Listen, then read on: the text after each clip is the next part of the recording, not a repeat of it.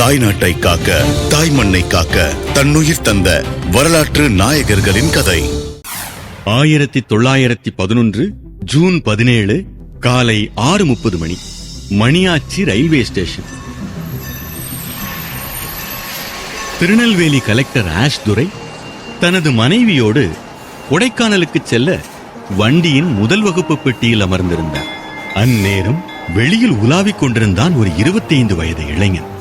எத்தனை பெருமைகள் வளமைகள் மிகுந்த என் தாய் திருநாட்டை இந்த பரங்கியர் வந்து ஆட்சி செய்வதா? அதையும் என்னை போன்ற வீரமிகு இளைஞர்கள் பார்த்துக் கொண்டிருப்பதா?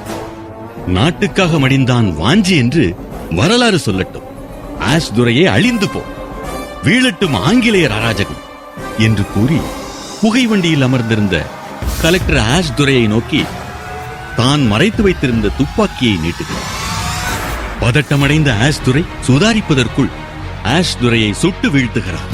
ஆஷ் துரை இறந்ததை உறுதி செய்துவிட்டு தன்னையும் அதே துப்பாக்கியால் சுட்டுக்கொண்டு நாட்டுக்காக தன்னுடைய விலைமதிப்பில்லாத உயிரை கொடுக்கிறான் அந்த இளைஞன்.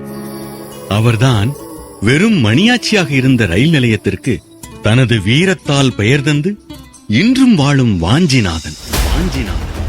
வாஞ்சிநாதன் இறப்புக்கு பிந்தைய விசாரணையில் அவர் போட்டிருந்த உள்சட்டையில் இருந்த துண்டு கடிதத்தில் கலெக்டரை சுட்டுக் கொன்றதற்கான காரணம் இருந்தது. அதில் பேரரசர்கள் ஆட்சி செய்து கொண்டிருந்த நமது நாட்டை தனக்கு கீழ் கொண்டு வந்து இம்மண்ணுக்கு வந்திறங்கும் துரைக்கு முடிசூட்ட நினைக்கிறார்கள். அவன் வந்திறங்கும் முன்னே கொல்லப்பட வேண்டியவன். இந்த சுதந்திர போரில் சிறியவன் என்னால் முடிந்த இந்த செய்கையை செய்கிறேன். வாழ வேண்டிய வயதில் இனி இந்நாட்டில் வாழப்போகும் தலைமுறைக்காக தன் உயிரை தந்து இன்னும் மண்ணில் வாழும் வாஞ்சிநாதன் இந்திய சுதந்திரப் போரின் சுதந்திர நாயகன்.